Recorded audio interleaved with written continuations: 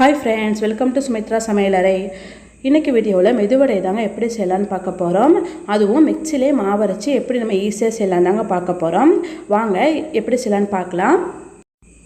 இப்போ நான் இந்த டம்ளரால் ஒரு டம்ளர் அளவுக்கு நான் வெள்ளை உளுந்து முழு உளுந்து எடுத்து நல்லா 2-3 முறை கழுவிட்டு நல்லா 3 மணி நேரம் நல்லா ஊற வச்சுருக்கேங்க.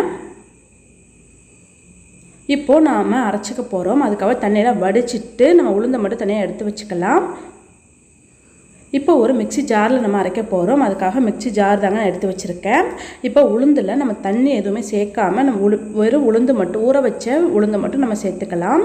கொஞ்சம் கொஞ்சமாக நம்ம அரைச்சி எடுத்துக்கலாங்க. நம்ம அதிக அளவு நம்ம உளுந்து சேர்க்க வேண்டாம். அதே போல் கொஞ்சம் கொஞ்சமாக நம்ம அரைச்சி எடுத்துக்கலாம்.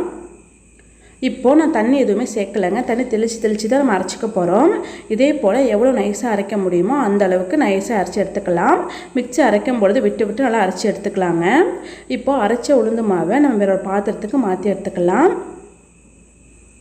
பாருங்கள் எந்த அளவுக்கு நைஸாக நான் அரைச்சி எடுத்துகிட்டு வந்திருக்கேன். இதே போல் நம்ம அரைச்சி எடுத்துக்கலாம். இதே போல் மீதமுள்ள உளுந்து எல்லாமே நம்ம அரைச்சி எடுத்துகிட்டு வந்துக்கலாம். நம்ம கொஞ்சம் கொஞ்சமாக அரைச்சி எடுத்துக்கலாம். இப்போ பார்த்தீங்கன்னா நான் எல்லா உளுந்து மாவுமே இப்போ பாருங்கள் நான் எல்லா உளுந்துமே அரைச்சி எடுத்துட்டேங்க. இப்போது எல்லா மாவுமே நம்ம சேர்த்துக்கலாம். இப்போது அரைச்சி எடுத்த மாவை இதே போல் கைகளாலே நல்லா பிசைஞ்சு விடணுங்க. நல்லா அடித்து பிசையும் பொழுது தான் மாவு நல்லா சாஃப்டாக ஆகும், நல்லா ஃப்ளஃபியாக வரும். அதுக்காக தான் நல்லா இதே போல் நல்லா கலந்து விடணுங்க.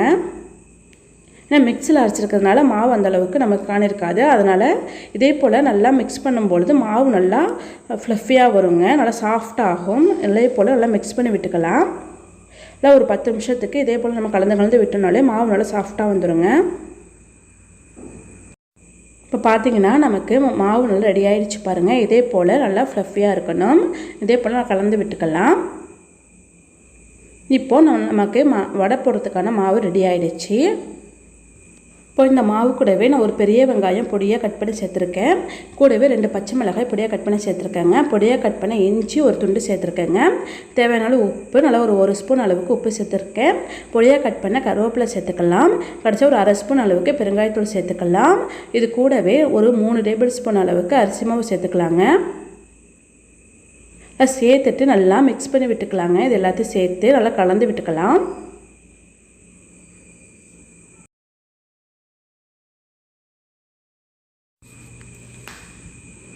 இப்போ நல்லா மிக்ஸ் பண்ணி விட்டாச்சுங்க. அவ்வளோதாங்க.